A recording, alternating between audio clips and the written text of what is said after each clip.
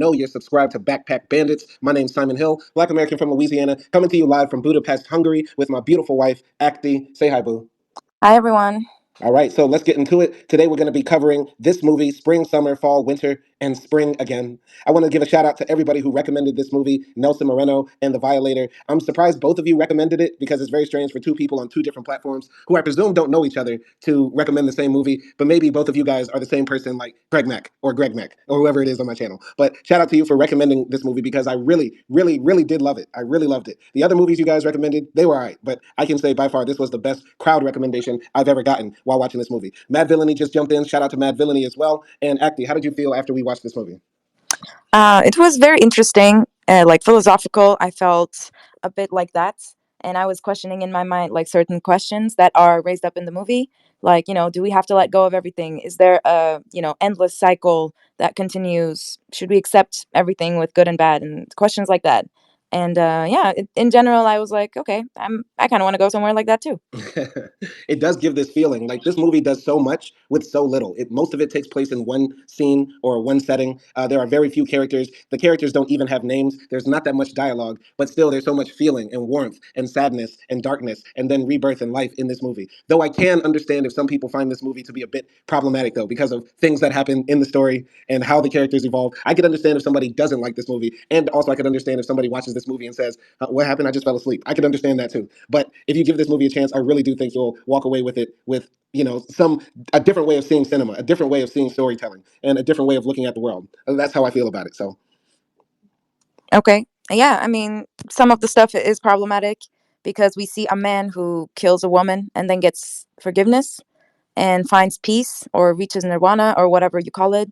And should we like let go of everything? I don't know. It might be problematic, but I think like just the general theme of the movie or what the movie was trying to tell us was like just this Zen Buddhist like lifestyle and philosophy.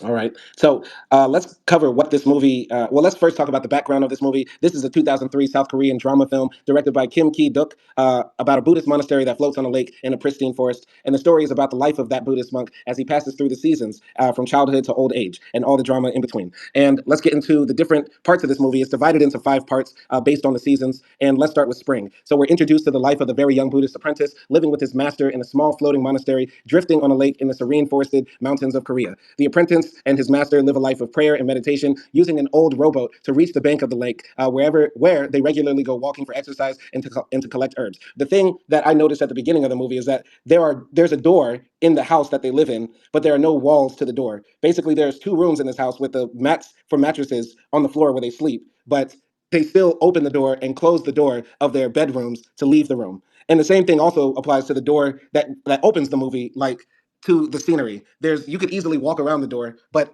they always open the doors to go from one place to another. What did you think about that when you first saw that in the movie? And when I first saw it in the movie, of course, I thought like, okay, this is interesting, kind of weird, and I thought maybe it was like because I don't know, like you can like there are like invisible boundaries within like the universe and within like the people who live in the monastery and things like that. I thought maybe that's what it symbolized, and also like you can do like whatever you want in those areas or places, but like there's no need to hide it from anybody because it only really matters for you, Mm, if that mm, makes sense. It's like it's sort of like God sees everything a little bit, mm. but in a Buddhist sense. Speaking of God, my theory is that in the house they didn't have walls separating the living room where they had their statue of Buddha from their bedroom because you don't want to be separated from God. You don't want to put a wall between you and your God, at least in their belief, in their religion, right? And in the movie, there's this older man who we don't know the relationship to this young boy. We don't know how they met or if they're father son, but the son or the little boy calls the man master, and the master calls him, youngin or something. Like he doesn't even call him a name. There are no names for these 2 main characters in this movie. And yeah, it felt like, even though there were no walls in the house, there was a wall in between them, if that makes sense, because they didn't use names to refer to each other, if that makes sense. Mm, okay, okay. I also found out that, like, in Buddhist, sense as well, and in this movie, somebody said that the doors represent the correct path to take. So it's like there are no limitations to your actions. You can do whatever you want. You're free in this world, but there's only one like true action to take, or something like that. And yeah, so basically, like, yeah, you can walk from the left of the door or the right of the door and don't use it.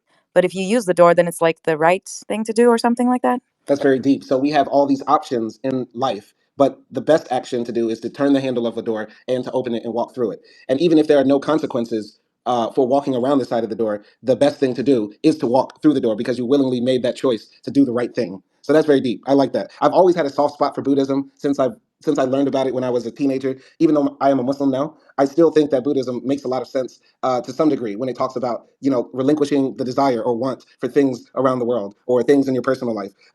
And I admire people that really try to live to those ideals. Matt Villainy jumps into the comments. He said, "Haven't heard of this, but Korea makes some dope films." Yes, they do. This is the second Korean film we've ever reviewed. Check out the Handmaiden review that we did towards the beginning of this series a few months ago. So check that out, and we're looking forward to doing more Korean movies. So moving past the door stuff, the first part of the movie is in spring, and we see the young boy. He's playing around in the fields, and he is not scared of nature at all. Like a snake almost comes to bite the boy when he's collecting herbs, and he just like picks up the snake and throws it and says, "Not today, Satan," and just keeps it moving. Then he climbs on top of like some big, Buddhist rock statue and looks down at the lake. And then he goes to play in like this pond, and he catches a fish and ties a string with a rock to the fish and lets it swim in the water. And the fish, of course, cannot swim anymore because it's pulled down by the rock. He's laughing. He does the same thing to a frog, ties a rock with a string to the frog. The frog can't hop anymore. He finds a snake, ties the rock to the snake, and the snake can't slither anymore. And he's laughing the entire time, but his master is overlooking him. And the next thing we see is a young boy like swimming in the lake. And we don't know if the master told him to swim home or if the master told him to try to find the fish. I don't know. But the next day, the boy wakes up and the master had tied a rock to his back. And the little boy is crying. He's saying, "Master, I can't move. This rock torments me." And the master says to him, "Think about the fish. Didn't you do this to the fish? You tormented them. Didn't you do it to the frog? Didn't you do that to the snake? What you need to do is you need to go find the fish, find the frog, find the snake, untie them, and then you can untie the rock. But if any of them are dead, that will put a rock in your heart for the rest of your life." And if you remember, when we were watching this acting, you said, "I don't know if this is wisdom or child abuse." What do you think? Yeah, I said that because I mean, in the first part, I was thinking about a lot of questions, and I'll tell them later. But at that part, I was thinking, okay, like kids are curious, and this is a kid that doesn't have television, games, or whatever, so he kind of creates his own fun, own little experiments. Kid like make experiments for themselves because they're curious about the world. They hurt themselves or other things sometimes. So I was like, is this child abuse? Like because this is a kid. But I guess it also says something about like a parenting style because he was sort of like his parents, his caretaker, and but he was like a dominant but a passive figure. Like he didn't get angry at him, but instead he showed like he taught him a lesson. Like he didn't say, "Oh, that's so bad. You're a bad, person," and stuff like that. He didn't shout at him. He didn't slap him or anything. So I don't know. Maybe that says a little bit about like parenting techniques too. And I'm not saying like that's the right parenting technique or whatever, but yeah, it was Right. interesting. My first reaction is that it's not child abuse to say to your child to try to fix the wrong that they did, especially if they're torturing animals. Like you don't want your kids to be torturing animals, even if they're fishes, frogs, snakes. If you catch your kid doing that, you definitely got to sit down and talk to them. And if you're of a certain background, you might put the belt on them and stuff like that. But no, don't hit kids. That's like the weakest way to teach your children. But I did think it was kind of extreme to say if the animals died, you'll have a rock in your heart for the rest of your life. And I feel like that line sort of haunts the rest of the movie because you're like, did this experience make him feel bad or how can I say depressed for the rest of his life? Is that the reason why the main character, the young boy who ends up becoming a man, does things later in his life because he's so guilty about what he did? That's what I was thinking. It was never brought up again in the movie, but that line haunts the movie, sort of like how when your parents tell you something, it can haunt you for the rest of your life, which once again I think this movie does so much with so little because that one line stayed in my mind the entire time. So Matt Villainy jumped into the comments. He says, "Nah, that was sound discipline. The style of parenting I like to do if I ever become a father." Yeah, if you catch your kids putting rocks in fish's mouths, you're gonna tell your kid, "You take that rock out of the fish mouth and you eat it or something." I don't know. But anyway, so the little boy goes to find the fish, the frog, and the snake. He goes back to the pond, and unfortunately, he finds the fish, and the fish is dead. He finds the frog, and the frog is alive. But then he finds the snake very bloodied. And I was very confused about how the snake was bloodied. Was it because a bird tried to eat it or peck at it? Did the master purposely kill the snake to teach the boy a lesson? I don't know. But then the boy really starts crying. He's crying and crying and crying. And the master is just looking down on him. What did you think about the end of spring, the first spring? In my theory, I thought, how like some animals, if they can't have certain freedoms, they kill themselves instinctively. I thought maybe it was something like that. I thought maybe like the snake committed suicide or something, like I don't know, hit his head or bite his own tail or something. But that's what I thought. And about like the spring, it gave me like some interesting questions. I was thinking about the lifestyle that they had because we're introduced to it. I was thinking like, how would this kid will is different from all the other kids that live in the world, in the capitalist societies, or just technological societies right now. Which one is better, or is there a better one really? Mm-hmm. I was thinking about those things. I was thinking about like how they were like communicating, because Mm-hmm. there wasn't a lot of dialogue, Mm-hmm. but Mm-hmm. their communication was sort of like enough. And sometimes I feel like myself so tired of explaining myself, Mm-hmm. and I just want people to do the right thing or understand the right thing. And I felt like their conversations were like that, like it was Mm-hmm. silence and Mm-hmm. mutual understanding, and that was just so relaxing for me. Yeah, yeah.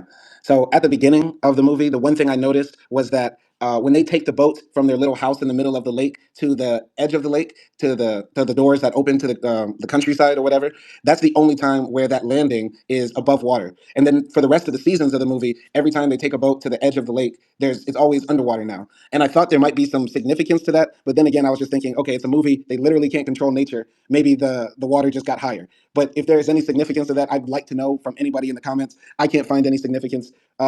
Maybe the only metaphor that could be is that when you're a child, life is easier, life is less messy, just like, getting out from the boat and landing on dry land. But then in other times in life, you get off of your boat and things are yucky, mucky, muddy. You know what I mean? Which is what life became for the young monk after this, first moment of his traumatic life. So I don't know. I really liked the first part. I really liked it. Speaking of like being a kid, like you said, Acty, this movie, that the spring scene reminded me of me being a kid and me getting punished. And you remember that time you got a whooping. You remember that time you did something really dumb and you cried. You know what I mean? So spring season was actually a really good scene, and also about their relationship. It set the tone for the movie. So that's all I have to Yeah. say. I just want to say that, like, I don't know about, like, the door threshold, like, door being under the water or whatever, like that part. I don't have like a solid theory, but I do think like the lake definitely had a symbol in the movie, because we saw the lake, like you said, overflowing, and then like less I don't know, less than, like, lower than the door. And then we also saw the lake frozen, and the lake took somebody's life. And I think, I don't know, maybe lake was sort of like the symbol of that life. Sometimes it's a lot, sometimes it's less, sometimes it's frozen, and we can't really control what is happening. Sometimes we hurt someone without being intentional about that. So yeah, I don't know, Hmm. maybe it's something like that. Yeah, maybe there is symbolism in the lake. If you ponder on it long enough, you can find symbolism in everything in this movie, which I think is the power of this film, because there is not a lot of space from dialogue, words, or people explaining things, so you can draw your own conclusion. So we finished the first part of the movie, spring. Let's go into the summer section. So the young man, the boy who was putting, frogs to the grave, the young man is now a teenager, and he encounters a mother and a daughter dressed in modern clothes. So that shows that the film is taking place like in modern times, because the monks, they wear like basic clothes, like Tai Chi, Kung Fu warrior clothes. But then this mom and daughter pair come up, and they're wearing like jeans and like a skirt and stuff like that. So they're walking along the forest path, and they're looking for the monastery where the two monks live. So the apprentice silently greets them and rows them across the lake to the monastery, where a colorful rooster is now a part of the household. So there are different animals that show up in the movie. And so in the summer section, there's a chicken. I don't remember if there was a pet in the first section, There but was yeah, a dog. there was a dog. Yeah. I don't remember the dog. The little dog, you don't remember? The little boy was petting him. Oh, okay. All right. Well, there was a pet. Okay. Anyway, so in Buddhist art, this bird is representation of desire and craving. Ah, the cock. Okay, okay. I get it now. I'm reading from the page, like the Wikipedia synopsis. So they're giving some tips in here. So they're saying that the little chicken that they now have at the monastery is a cock. And it represents desire and craving. The daughter has an unspecified illness. She displays symptoms of a fever and has been brought to the Buddhist master by her mother, hoping that she will be healed. The master agrees to take in the teenage girl for a time, and the mother leaves. Over the next few days, the apprentice finds himself sexually attracted to the girl, but is too shy to say anything. However, when he finds her sleeping in front of the Buddha statue, he gropes her breast while she's asleep. Yeah, he does that. So she wakes up and slaps him. In a guilty panic, the apprentice begins to pray incessantly, something his master notes as strange. Touching the apprentice's shoulder, the girl seems to forgive him. Eventually, the two wander off into the forest and have sex. They repeat the act over the next few nights, hiding their relationship from the master, until he discovers them asleep and naked, drifting around the lake in the rowboat. He wakes them up by pulling the plug out of a drain hole in the boat. Rather than expressing anger or disappointment, he merely warns his apprentice that lust leads to a desire for possession, and possession leads to murder, and tells him that since the girl has recovered from her illness, she will have to leave. After the master rows the girl ashore the following morning, the apprentice is distraught and runs away that night in pursuit of her, taking the monastery's Buddha statue and the rooster with him. The implications of this two thefts are that while he is burdened with his cravings, as symbolized by the bird, he also has with him the burden of his master's teachings, as symbolized by the Buddha statue. What did you think of the summer session? That was interesting.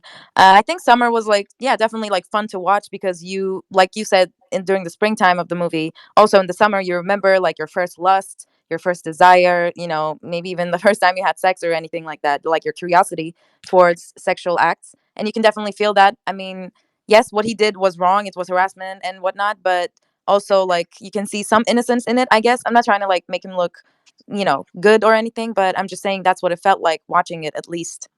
And I think like the old monk sort of knew what was going to happen, like from the beginning when the girl showed up. Like I think he was always suspecting it, but he was just like once again letting it go, letting it flow. And yeah, it flew too deep or something, I don't know. But yeah, what did you think? I think that the thing about this movie is that it sort of tricks you into believing that everything is okay the way it is, because the two monks live on this beautiful lake, on this floating house with all this nature around them, and they seem to have everything they need in life with no worries or extras or anything like that. And it's so easy to look at all this natural beauty and think this is paradise, and this young man is about to leave the Garden of Eden, right? But in actuality, when you think about it, this young man, was living a horror story, because this is unnatural for most young men to live this life of seclusion, piety, never wanting or desiring anything like that. It didn't make sense at all. I think the master knew that. He knew that, his apprentice was about to be lost to the streets. He knew as soon as this teenage girl comes in, right, that he's not going to be able to just sleep in the same house as this girl. He's got hormones, he's got desires. So in the movie, in the middle of the night when the young man wakes up and goes to sleep with the girl, the master knew it. I didn't. It's impossible to think, that this young man isn't going to try to do something. So, that's the crazy part about this movie, in my opinion. What do you think? Yeah, I think maybe like we don't know about the old monk's past or childhood or whatever, or how he ended up becoming a monk. So maybe he went through something similar. I mean, it's, the most natural and the possible theory really to think that he was once, lustful and desired somebody, and then maybe he learned from his mistakes and decided to become a monk. Mm, So maybe it could be something like that. And also, mhm, like what he said about possession and desire, and like desire leads to possessiveness, and that would lead to like something bad. Not always murder, of course. But I do sort of agree with it, and I guess it's also like one of the things that they defend in Buddhism. You shouldn't have any like possessive feeling over anything. You should let everything go. Nope, nothing belongs to you, and you don't belong to anything either, other than the cycle of life and nature and all of those things. mhm, mhm. So yeah, there was definitely like a hint towards that, Right, and right. I do kind of think it's like it makes sense. Right. I think it's also interesting the role women play in this movie, because women in the summer session play the part of needing men for help. Right. These two women come up weak, feeble, and they need these monks to cure them with their magic monk powers, their magic herbs and spices that they're cooking in the kitchen.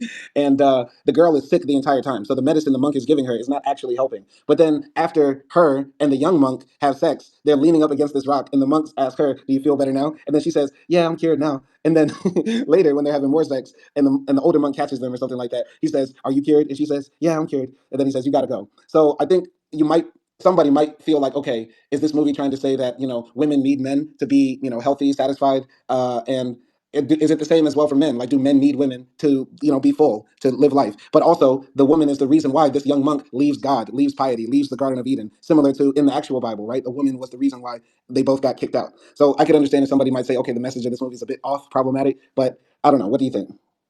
Yeah, I can see like the, general symbolism for woman being the poisoned apple, or being someone to be controlled or to be cured or to be taken care of. Yeah, these are like some stereotypes, and yeah, I mean they exist in every society and every culture. So I don't know, like I don't think this was about like gender differences and how it was portrayed. I think they tried to show it just the way it is, and if Mm-hmm. that's the reality, then there should be some acceptance of it. Though I'm not gonna say like, yeah, it's okay to grab titties or kill women and stuff like that. So not Mm-hmm. 100% acceptance of it, I guess, Mm-hmm. but some acceptance of that this is the way it is, and maybe do whatever you can to fix it. Yeah, yeah, yeah. Speaking of that, before we jump into the last three seasons of this movie, because we're sort of like in the middle, because summer I think is like one of the longest parts of the movie, I want to talk about the actors. The main character, the main monk, the old guy, his name is Oh Young Soo, and this is the guy who was also in Squid Game. If you ever saw Squid Game, and spoiler alert, the old man who's controlling the entire game, he's like a billionaire, but he, is also acting in the games. That's the guy who is one of the main characters of this movie, or he plays the main character of this movie, and he does a bang out job. Like, I like all of his scenes, his facial expressions, the way he embodies that old, spirit that feels like 1,000 years old. He did a bang out job. And I think the young monk, his name is Kim Young Min. And I think, well, there were three different people that played him, I think. But the older Or version, actually, four actually, okay. But there were, yeah, the oldest one of him was Kim Young Min. He did a great job as well, I would say. What did you think of the acting? Yeah, definitely. I mean, I recognized the old monk because I was like, this face feels so familiar. And then yeah, when I looked it up, I realized that he was in Squid Game. But like you said, he did a great job. I think they could have made all the other kid. I think they could have made them look more similar to each other Hmm. because in the beginning he had like a really round face, and then he ended up being very skinny, and then he ended up being very like muscular, like sort of fit, and you know. So yeah, I don't know. Maybe it's sort of like disconnected for me a little bit, but all of the separate actings were good. Yeah. And actually, adult monk, like when he's the oldest version of himself, is played by the director, Really, I didn't notice that. They looked exactly the same.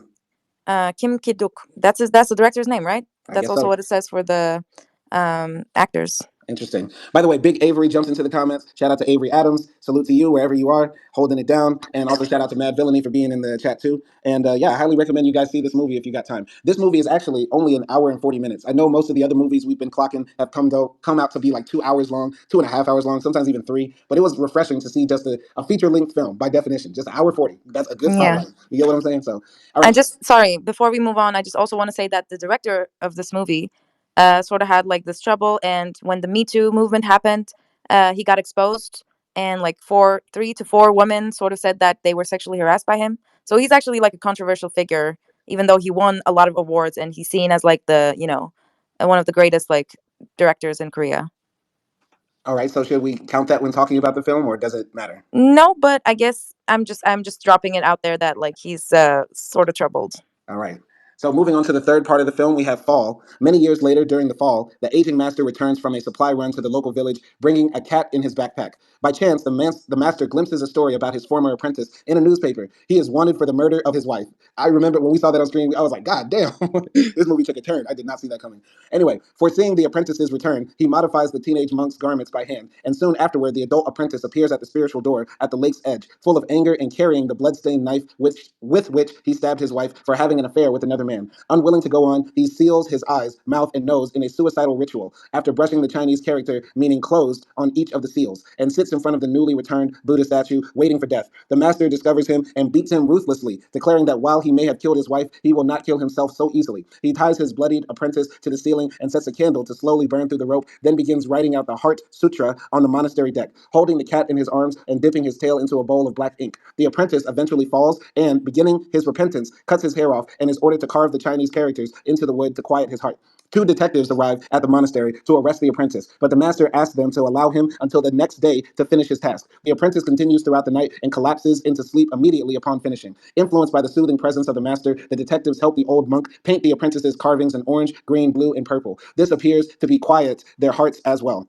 This appears to quiet their hearts as well. The apprentice wakes up and is peacefully taken away by the detectives, with the cat accompanying them in the back of the boat. After they leave, the master, knowing that his life is at its end, builds a pyre in the rowboat. He seals shut his ears, eyes, nose, and mouth with paper in the same death ritual his apprentice performed, and meditates as he is suffocated and burned to death. The master's tears can be seen through the paper seals as he is engulfed in flame, and a snake swims from the rowboat to the monastery. What did you think of the fall season?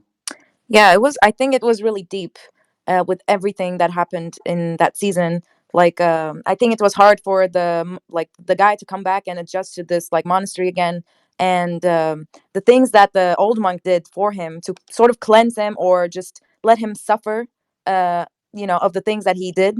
It was like really interesting, and he had a really nice line here. I don't remember the exact line, but he said something like, "We like things that are beautiful, and of course, other people will like them too." And he was Mm, talking about like his wife basically, and that's such like a simple logic, but it's also so true. And most of the time, because we love the people around us, we get like, we feel like we own them, or we would be the only ones who would be good for them, or all of those things. mm-hmm, So mm-hmm. I thought that was really interesting. Yeah. And like the techniques were interesting. I've did like read somewhere that being hung from the ceiling and in certain positions, it is cleansing for the mind and the body.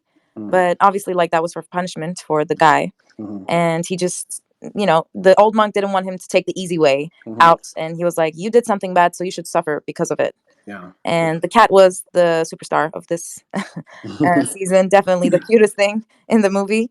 Yeah. Yeah, yeah, yeah. I gotta say, like when the guy, saw in the newspaper that this young man was in trouble, and he didn't say, "Oh, look at him," or "I knew it," or like just shaking my head and continued about his day. He showed love. He like put the newspaper down and said, "You know what? My son is coming home," which was like very warm and touching in a certain way because like you know what I think about in my life, right? If anything ever bad happened to me, with all the beef I have with my father or whatever I dislike about my home or whatever, I know generally I can come home and I'll be accepted. And that was just a warm sign of like, this is home for this young man, no matter what. And I have to be here for him, and I have to set up something for him for when he comes back. And when the young man does appear, he says, "How was the city?" Oh no, he says, "Boy, you sure have grown," just like a grandpa would, or just like just like your dad would say if he didn't see you for a while. So that was very touching. I thought it was very touching to see that.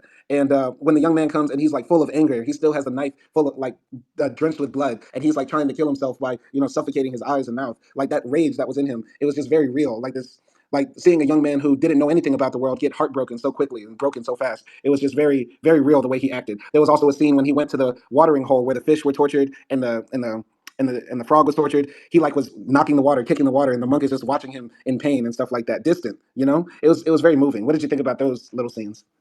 Yeah, that was definitely like him going back to the lake thingy.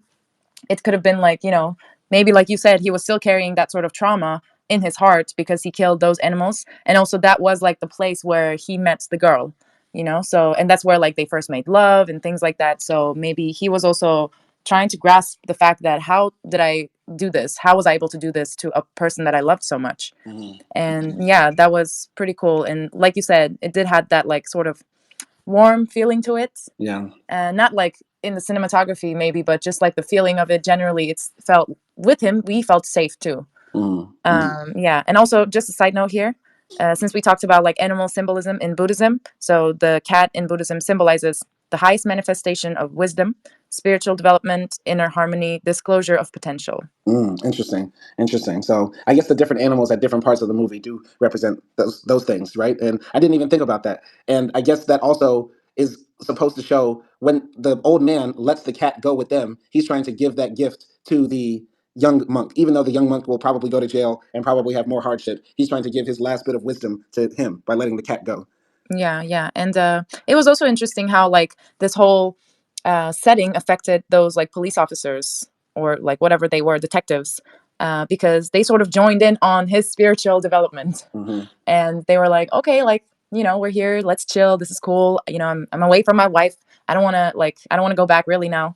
And I for a second I thought they were just gonna like let him go because they saw him being so vulnerable. Mm. But like obviously they didn't. They took him, but that was just like how do you say that? The contagiousy, like Contagiousness. yes, like it's the that Zen feeling or that sort of like uh, you know wisdom spreading among people was nice to see. I'll never forget when I was living in Tunisia. I went to the south of the country to a place called Jerba, and I bought a Jerba, which is a long, flowing type of hoodie that looks like the stuff that Obi-Wan Kenobi or Luke Skywalker would wear. And then I went back up into Tunis, and I went to go buy something at the store. And because I was wearing the Jerba, people thought, oh, I was a very religious person, right? And I go into the store, and because I don't speak Arabic that well, they told me the price, and I didn't give them the exact amount. And they let me go, and they said "Salaam alaikum, salam alaikum," like very respectfully to me. And I was like, "Why are they acting this way?" And then I realized I didn't pay exactly what I needed to pay, and I just thought that they did that because they thought I was a very holy or religious man. I'll never forget that experience. And watching this movie, it seemed like everybody who came from the outside world really respected this wise old man who stayed in the middle of this lake. Right? They all knew about him. They rarely saw him, but when they did, they showed him the ultimate respect. So when the cops came and they're pointing their guns at the young monk, they say, "Freeze! You're coming with us." And then the old man says, "What are you doing? You better keep chopping the wood, right? Don't listen to them. Listen to me." And even the police listen to him, showing that people have some respect for holy people, for people that are above everything and stuff like that. It was very very touching to see that. It reminded me of myself. There's so many parts of this movie that remind me of myself in my life. Yeah, definitely. And I forgot. Oh, once again, like yeah, even though they were police detectives and they were chasing a criminal, there was hardly any conversation between the old monk and the detectives. Mm. I don't know. They sort of like knew what to do, and they just like kept on going with the flow and sort of did what it felt right to them, I guess. Well, Or they yeah, go ahead. or what it felt like right in that moment, like knew when to paint or what part to paint. Like I'm sure the monk gave them the paint or whatever, but I feel like he didn't have to say it, or he didn't tell them to put their jacket. One of them like put his jacket on the monk that passed out, the adult like criminal guy, and like nobody told him to do that, or they could have like shook him up and waked him up and told him like it's time to go, but they just like sort of let everything go and waited for him to wake up. Yeah, I do think that their behavior changed because of the scenery. Plus, they also had him surrounded. I mean, where's the boy going to go? he's got two cops with guns on him, both of them wearing fly ass Fila sneakers. Man, sneaker game was on point for those two fat cops. But I also thought it was funny how the cops, they were bored when they first got there, so they're drinking the soda can, they throw it in the water, and then they start shooting it, and they're missing the can that's floating in the lake, and the monk picks up a rock and is able to hit it while he's barely looking at it, and the and the two cops look at the monk like this, and that's when I was like, okay, when's the karate part of this movie going to begin? This thing has to turn into Crouching Tiger, Hidden Dragon. This thing can't just be all meditative Zen Buddhist nonsense. Like, let's get the karate chops going. You get what I'm saying? We need some taekwondo in this thing. Wow, okay. And there was also in this part we see like something like magic, if you remember. So when the policemen were taking the guy away, old monk sort of stops the little boat and then lets them go. And then also like when they get out of the boat, the old man sort of like pushes, like just does something with his hand and the boat comes back to him. Hmm. So I don't know like if that was to say that now he's reached nirvana so he can like control objects or something. Hmm. He's on another dimension. He's like connecting like with the particles of the universe and stuff like that. I don't know if that was for that or it was just like because I don't think he was magical all along, really. I think he gains then, and then also we see him like kill himself, like commit suicide, burn himself because now he's reached nirvana. Now he doesn't really have anything else to do, and because in the Buddhist belief there's no death or death is a new beginning, he needs to sort of let himself go to a new beginning. Hmm. I think that the magic, quote unquote, in this movie is interpretive because there's no explicit magic. Like, we don't see that the monk can make things levitate or push things away. Like, he's not Goku. But you could argue, hey, did he stop the boat? Did he bring the boat back to him? Did he turn into a snake?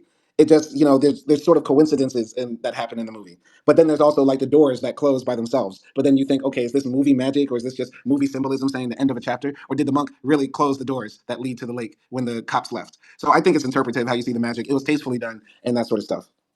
Yeah, definitely. And I do believe that he turned to a snake because he Mm, was around the house after that. mm, And looking on Google like about what this means in Buddhism, and it means rebirth, death, and morality.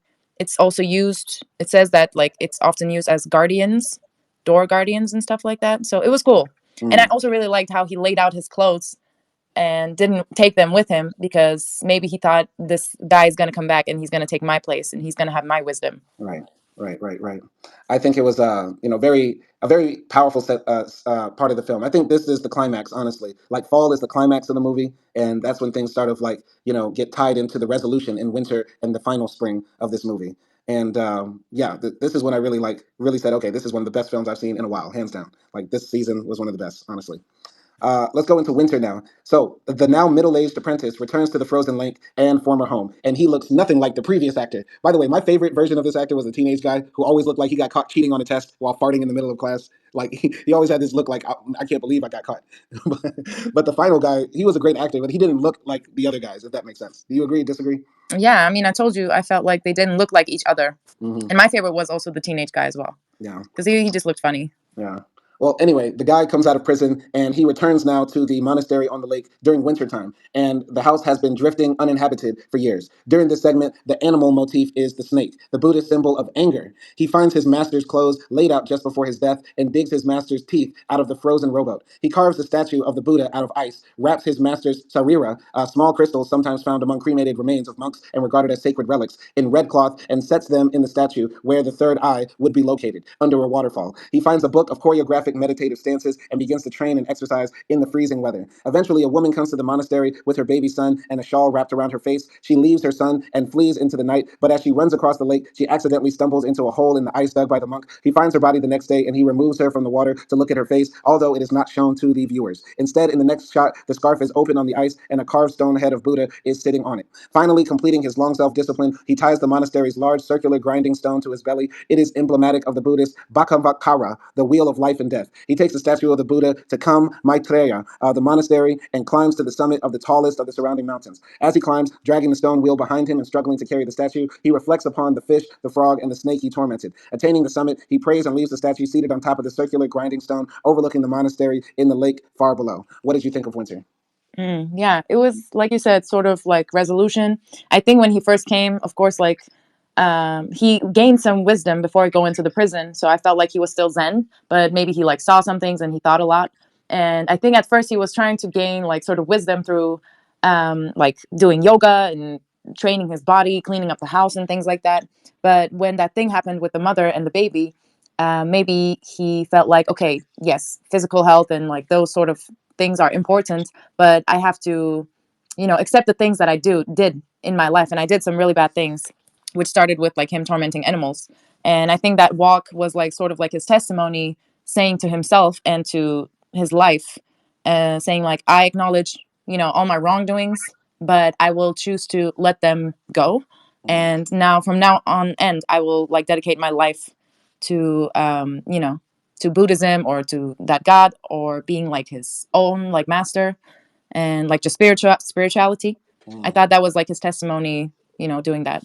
What Mm. did you think? I like what you said about wrongdoings, and I think this movie is interesting on how like the main character, the young man, is always, I feel like, trying to redeem himself for some wrong he did. Meanwhile, the old man is like the perfect figure. And I feel like it's like a God Jesus relationship, or a man to God sort of relationship. How we strive to be like God, but we always fail. Meanwhile, God is perfect and sets the perfect example. Or Jesus always has to suffer to reach enlightenment, or the Buddha had to suffer to reach enlightenment. Hell, Muhammad had to suffer to reach all these things. You get what I'm saying? And it's hard for me to say, like, how can I say this? Why did this guy have to suffer so much? I feel like, going back to the first spring and summer session, I feel like what the old monk ended up putting in this young man is that suffering will always be with him, and that he will always have to fight against the desire for possession. Something that the old man mastered, but he made the young man feel inadequate about. And I think this will also tie into the end of the movie too, as we get to the last spring. But I feel like the way this young man is acting towards his religion and faith is totally different from how the old man acted. And I feel like that was unintentional. That was, how can I say this? An unintentional consequence of how the old man taught this young man about religion. Does that make sense? Okay, so they are like religious for different reasons. No, I'm saying that the way they react to religion is different. The old man is just about peace. Maybe he chose this life and he's okay with it. Meanwhile, the young man is always sort of like fighting against his past sins and the sins he could commit again, and trying to, pay back the wrongs he did. You get what I'm saying? Yeah, yeah, yeah, yeah. I mean, yeah, maybe it was because of his age. At that point, even in winter, um, we still sort of saw him like relatively young. Hmm. So maybe that's why he was still trying to sort of find out enlightenment Hmm. in parts of his life. But yeah, like I think suffering is everywhere. And like going to that philosophy, I feel like if you ask anybody in the world, and ask them to tell you about their sufferings, oh, like they can talk probably for hours and hours, like every bad thing that ever happened to them, and everyone thinks that they go through the worst things, even though we sympathize with other people that are in war, or have been hurt in various ways, like sexually assaulted, or lost mothers and fathers and stuff like that. Even though we empathize with them, we also still always think that our hurt is like one of the most hurtful things Hmm. at the same time. So yeah, like suffering is everywhere, and I don't think like there's anyone on this earth sort of like suffers less than another person if you ask that person. Right. But I think in this movie, suffering is a bit different for him, because think about it. This young boy didn't know anything about the world. The only bad thing he ever did was put a rock on a fish until the fish drowned. And then the next thing he did was commit murder. Right. So the first thing he did was probably amplified, because he's alone living in the woods with this old man. And this old man told him if he killed this fish, he will forever be a sinner, a bad motherfucker. And then the next thing he does in his life that we know about is kill his wife. Like, his mind is a bit warped. And don't you think this might put a different take on that? I mean, yeah, but everything changes in life. And this man, like you said, when that happened, he was a kid. When he killed his wife, he was an adult. A lot of things happened between those, and especially powerful things happened between those. And like he repeated his mistake in a much worse way. So, and we do that too, like all the time. We repeat our mistakes. We learn something when we're kids. Hell, like I've learned some things, I don't know, 2 3 years ago, and I still repeat the same mistakes. You know what I mean? Because the conditions change, and maybe sometimes you feel like you will never make that same mistake again, but there comes a times and you find yourself in the same place. Hmm. Hmm. Even though it might look the same, it's different in a way also, Right. because the outcome is different now. Right. All right. I'm going to put a different spin on this movie as far as the religious aspect of it. Religion had nothing to do with how he acted in winter. We see him be pious. We see him make the Buddha out of ice. We see him praying. We see him doing the Tai Chi and the Kung Fu and all that stuff. What if it had nothing to do with actually being enlightened or being closer to Buddha or Nirvana? What if it was just about survival? Because think about it, this boy didn't know any other life. He tried to make it in the city and ended up a convicted wife murderer. And now he has to come back to the only life he knows. Similar to, like, if you and me right now, right? I fail at everything that's happening in my life right now. I got to go back to Monroe, Louisiana, and just try to make it work. and have to get back to the things that at least I know I can do to survive in that environment. Same thing for you. You fail at whatever you're doing here in Hungary, you have to go back to Marmaris and you just have to make it work. How you know? So in this movie, is it really about enlightenment? Is it really about religion, or are we just looking at a country ass farm boy who is now going back to the farm and he's just seeing the things his old man did just so he can survive too, because now he has nothing else in his life. I mean, I have 2 points to what you said. One of them is, if it was only survival, why would he climb up the tallest mountain with a rock on his back and pray there? Can I answer? Because, sure. I think because he's like, I saw the old man do that. I guess that's what I got to do. It could be anything. The old man Okay. could have like peed in a bush every morning. He would have did it too because he was like, that's how he survived. I got to do it too. Okay. Okay. No, that's fine. And maybe that's why he did it. But I think also what's important, and also like the overall, once again, like the philosophy of Buddhism is that it doesn't really matter what he does it for, too, like, because what he's doing is surviving, and it's sort of like going with the flow, going with the nature. He's just surviving, and he will learn those lessons whether he's looking for them or not. Mm. And I think also that's why it doesn't really matter if he's just surviving. Mm. I see what you mean. I see what you're saying here. It's crazy that we've been talking so far and we didn't even bring up the woman yet, because that's a big part of this story. But I want to say two things before I jump on that. The first thing is, it's interesting how when he comes to the lake in winter, the lake is frozen, but it's still very dangerous, right? At this point in the movie, like the lake had not been dangerous. It was like the calmest part of the movie. It was the main point of transport. But now it becomes this thing where if he slips on it, he might fall. If he steps on the wrong hole, he could drown. And now there's probably no more fish to eat or anything like that. And secondly, when the woman shows up with the baby, she has her face covered in purple, right? And I don't know if purple means the same thing in the Eastern world, but it also sort of represents royalty.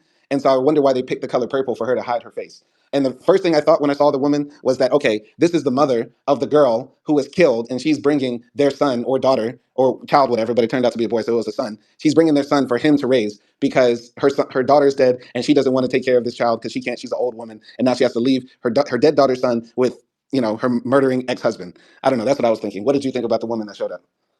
Mm, I didn't think it was the mother, really, because uh, that person killed your daughter. So why would you do anything to that? Like do anything to do with that person?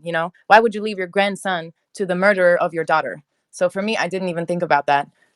But yeah, I think like the reason why she didn't show her face was because she was ashamed and she didn't want to leave the kid, but she had to for whatever reason that she has. And because she was ashamed, maybe like she was blinded by her guilt, and she wasn't able to let go of it. And maybe that's why she wasn't really careful while leaving there. And then she got drowned and Mm, froze to death, mm, which is a horrible death. yeah, pretty bad. But yeah, that's what I thought.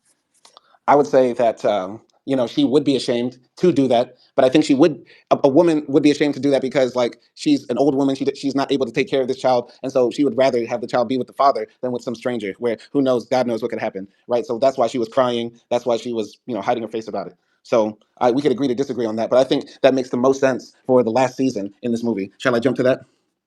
Yeah, yeah, go ahead. So the final scene or sequence of this movie is and spring. Returning to spring again, the cycle recommences. The new master lives in the monastery with the abandoned baby, now a young boy, and his apprentice. And this apprentice is played by the same young boy at the beginning of the movie, which makes me think that yes, that is his son because he looks just like the master, right? So, that's come on, it's just obvious. So the boy is shown tormenting a turtle in front of the monastery, ominously a traditional symbol of longevity and prognosticating the future. Wandering into the same rocky hills his master had in his boyhood, the giggling boy echoes his predecessor by forcing stones into the mouths of a fish, frog, and snake. The last scenes were deleted in the U.S. release of the movie. Wow, that's horrible. Why does America? You know what I was thinking the entire time in the movie? Like PETA would hate this movie if you even know what PETA means. Yes, of course I know what PETA means. Okay, I'm just checking. I didn't know if they were an international organization, but I don't think they would like Turkey either. Of course, you would know PETA. PETA's probably protesting all over Turkey. Y'all eat too much beef. No, it's protesting all over France because they have leather and stuff like that. Oh, really? We That's just horrible. eat cows like the rest of the world. Okay, okay. All right, moving on. So, a final image shows the Buddha statue on top of the mountain looking down over the lake. So, last scene of the movie sort of shows that the cycle continues, but I think, the cycle. I think they leave it open to will this cycle continue because they never show the master like looking down on the young boy disapprovingly or him punishing the young boy. And I think actually the old man, the new master now, might teach the young boy a different path to being with God or dealing with temptation or wanting to possess things. I think the original old master had a negative way. He was like, just that one line, he said, "This stone will be in your heart forever," caused this young man to have so much torture in his life and in his actions and that sort of stuff. And now with this young boy who's making the same mistakes, what will the master do? That is a big question. Is he going to make this boy, swallow rocks until he has something in his heart, or is he going to say, "This is not the way, treat things the way they want to be treated," and just use words with him? I don't know. I don't know. That's what I thought was the most interesting part of the movie and the big question at the end. What did you think of the end? Yeah, I mean, I do agree with you on like the first master is sort of, a bit negative because it's like a bit like, how they say if you constantly tell yourself you can't do something, then you won't be able to do that. Mm-hmm. And you would be like your own, obstacle. So I felt like maybe he was sort of, putting these thoughts in his mind that affected him even when he was an adult. Mm-hmm. So yeah, maybe this master doesn't say anything, and the kid sort of finds it himself. Mm-hmm. I was thinking like, okay, is he gonna put rocks in his mouth? Like that would be Mm-hmm. sort of weird. Mm-hmm. But yeah, it. I don't know. It represents that cycle, but it also, like it says in Buddhism, everything also always changes. So Mm-hmm. even though there's a cycle, I don't think every cycle is the same, Mm-hmm. and there's a constant change. So maybe that's what it was saying to us in that last part. Absolutely. Absolutely. Everything changes. And I think the difference between humans and the seasons is that we can sort of change the next generation's cycles because they're going to go through life, pain, happiness, and death. But we can set them up to have a different outcome than what we had because it's all about choices for us. The seasons don't have choices, they're natural occurrences. But life in of itself, we can have choices within it. So that's how I interpret it. But Yeah. yeah, overall, I really liked this movie. I really, really did. Once again, it does so much with so little. Very, very fun if you give it a shot. Might be a slow burn, might not be your cup of tea, but it's a good, solid movie to kill time, and it's beautiful. You can turn it on in the background and just sort of let it roll. Yeah. What do you give it out of 10? Out of 10, I give it a solid 9, honestly. Very solid 9. No more, no less. I feel like one thing that was missing was just, how can I say this? What was missing in this movie? I feel like this movie romanticizes asceticism, the idea that, living in a beautiful forest, in a lake somewhere, this is the way to go. And we never see where these people have to shit, like, how they take showers, how they brush their teeth. All those sorts of things. Hypothetically, they take care of that, but this movie sort of glamorizes a type of lifestyle that isn't realistic, and it's a very rosy picture of what Buddhist asceticism is like. And I think if you're already a fan of that sort of lifestyle, or you're attracted to Buddhist philosophy, you might find a lot of beauty in this movie and really be drawn into this world. But if you find natural problems with asceticism, or this idea that you could just live away from the world and be happy, then you might find problems with this. And that's sort of where I am. I'm more in the latter camp. I don't think living in the woods far away is the best way for us to get closer to God, honestly, because God is within all of us. So the best way to be in touch with God is not by yourself; it's to be interacting with the world, dealing with people, traveling, not just staying in one place. Honestly, that's my opinion. Okay. Yeah, I mean, I agree with you about like the overall movie. It's a beautiful movie, like beautiful to look at. Like the music is serene, and I don't know, was there music? Yes, there was, I think. But yeah, like overall, it sort of gives you this calmness. It raises up questions in your head, and yeah, if you're into Buddhism, philosophy, and this type of thing, you'll probably like this movie. Um, I would give it an okay. I want to give it an 8. Mm-hmm.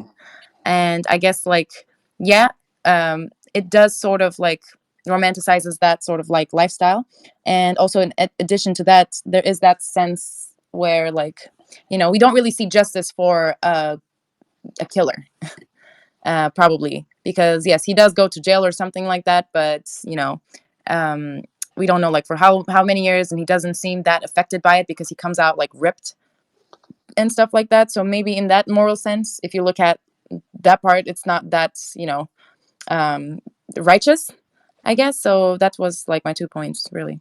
Yeah, there's some people that might be upset at this movie because the director is like a pedophile, rapist, groper, sodomizer, whatever. Like he's a bad dude. He's R. Kelly. He's worse than R. Kelly. He's Weinstein, Kelly, Epstein, all together. And there's other people who might say that in this story in itself, women are the reason why a man will leave the Garden of Eden, and then the woman's death is only the cause that causes this man to then turn to righteousness, and now he's our hero, and we root for him like Bruce Lee just came back from the dead. So I can understand why people might, hate on this movie for some degree, which there are some reviews out there who hate on this movie, saying it's empty or that it misses the bigger point of this, of what it means to be a good person. We think being enlightened and being a good person are the same thing, but they're actually different, right?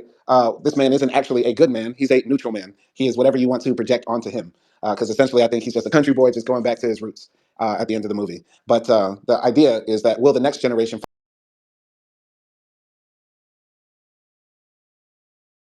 follow in his footsteps? And that's the question the movie begs. So really enjoyed it. Would recommend it to more people to watch. Shout out to everybody who did recommend this movie. Thank you so much for sending it in. Send more recommendations, and we have a lot more movie reviews coming up. This is episode 29. We are easily creeping up on episode 50. It's not that far away, and it's really been a very, very fun journey reviewing all these movies, interacting with the people, and getting new insights on the world of cinema. So thank you everybody for doing that. Actor, you got anything you want to say? Nope. All right. Well, this has been episode 29. Catch y'all next time.